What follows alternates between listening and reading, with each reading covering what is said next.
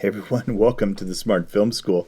My name is Robb Montgomery and I'm using a 360 camera here to record this part of the course. I think you're really going to like this unusual topic of 360 cameras. 360 is strange. It's very liquid. It's very unlike normal video. It is circular. So when you look at 360 video, think of this ball, think of this image, the red ball, because your viewer is living inside of this ball. And on the inside wall of that ball is the video that's recorded by your 360 camera.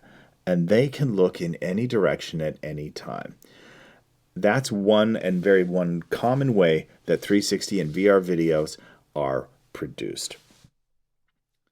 It makes very strange images when you look at some of the shots that come out of 360 cameras and 360 videos. That's the unusual placement of the camera and the unusual perspective that it can give. These cameras are so small you can film while riding camels at the Great Pyramid, for example, like I did with the Ricoh Theta. And now with the Insta360 and the latest models of 360 cameras, you can do this with video at the same resolution. In just a few years, what we were able to do at a high quality in photos with 360 cameras, we can now do with video, and that's groundbreaking. And there are new tricks that we can do with 360 cameras that I'm going to show you here as we get into this course. Maybe you've stumbled across some 360 video on YouTube, and you've got it on your phone, and you see a 360 logo, and you see the other little logos down there that are different than other videos, like the cardboard logo with the two eyes and the mask. You're like, what's that all about? That's strange. Maybe I have to turn my phone sideways. Well, it just gets bigger, but what you really need to do is put that phone inside cardboard, because that 360 video is meant to be viewed in stereoscopic, so that when you turn that phone around, when it's attached to your face with the cardboard, what you've got is a viewing experience that's inside of that sphere. And that's the goal. That's another way to experience 360 video. When you see cardboard, that's really the shots that are recorded in a 360 camera like the Insta, which has two lenses and two cameras basically. It's circular video. So here we've got the camera between me and my partner. We're on a train and we're traveling. Small little tripod, extended up, great.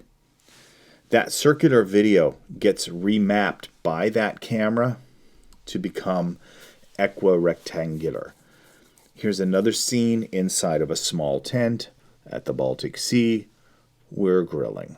Okay, so small spaces are really cool, like a train compartment or a tent to film in. So if you're looking for some ideas, those are really good. Again, this is what the camera records, and it used to be that this was the video you had to start working with on the edit. I'm here to say those days are gone. You can now get the equirectangular video that is mapped from those circles to this shape, which is 2:1 aspect ratio, which is what you need to edit when you are working in a video editing program with 360-degree footage and you want to project it back out to viewers as spherical video.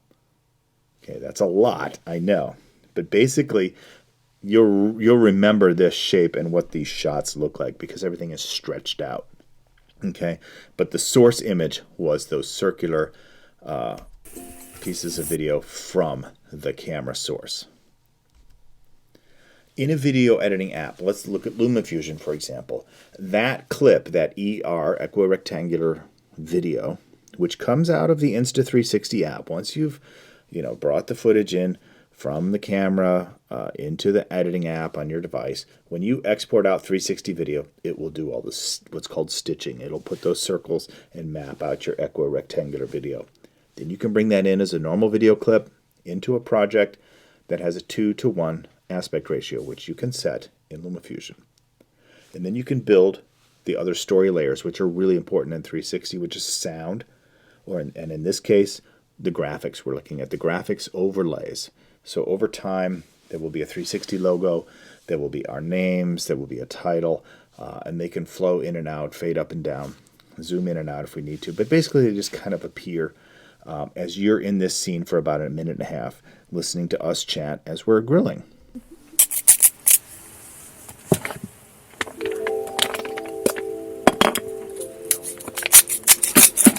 Pepper?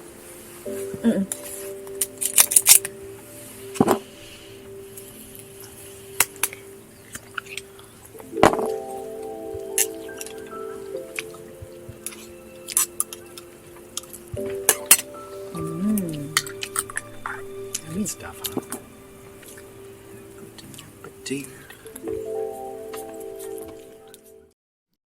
So that's how this footage often gets used by professionals who are working with footage that is captured by these cameras.